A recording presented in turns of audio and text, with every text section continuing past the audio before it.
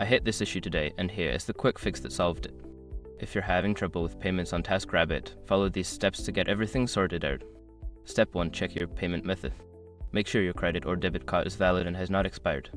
Sometimes, a simple expiration date issue can cause payments to fail. Step 2. Update your billing information. If your card details have changed, update them in the app. Navigate to the payment settings and enter the new information. Step 3. Ensure sufficient funds. Verify that your account has enough funds to cover the payment. Insufficient funds can lead to transaction failures. Step 4. Check for app updates. Sometimes, an outdated app can cause issues. Go to your app store and check if there is an update available for TaskRabbit.